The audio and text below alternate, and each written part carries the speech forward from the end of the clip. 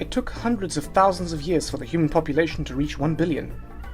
And in less than 200 years, that has increased to nearly 7.5 billion people. Many scientists calculate the sustainable population to be about 2 billion people, which means we need to manage our resources and food production very carefully to cater to the extra 5.5 billion people. As populations have grown, farming practices have become more intensified to maximize crop yields and ensure that we can feed our ever-growing population. Fertilizers and pesticides are used on crops, and animals may be kept inside in more densely packed sheds to maximize milk yields or egg production, or speed up the time needed for the animal to be ready to be sent to the market for meat. To learn more about conventional farming, watch our video on modern agriculture. In this video, we are going to look at an alternative to conventional farming, organic farming.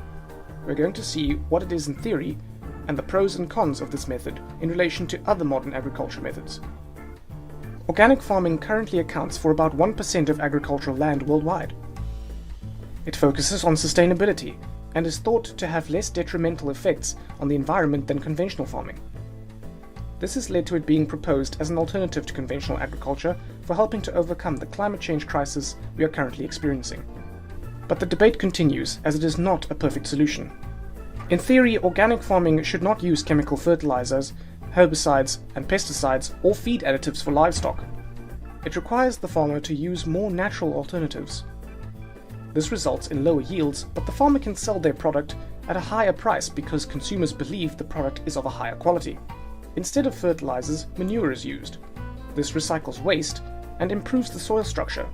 However, it is smelly and more difficult to apply than chemical fertilizers, and also means the farmer has less control over the mineral content they are putting into their soil.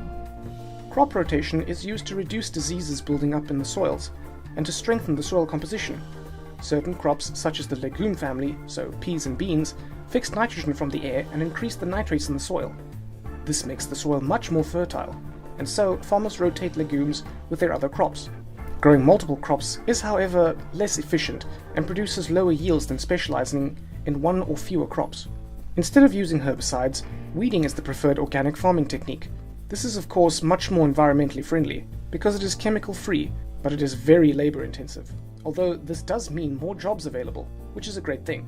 Organic farming is thought to maintain the biodiversity better than conventional farming because fewer chemicals are used. There are more bumblebees and insects in the area because pesticides haven't been used.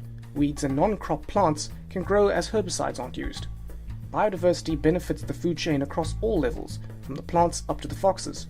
These are the theories of organic farming, and is how we farmed for 100,000 years before the Industrial Revolution.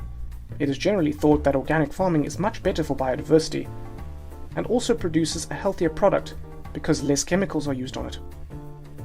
In the second video on organic farming, we will look at some of the problems of organic farming, and the reality of what it means to be an organic farm.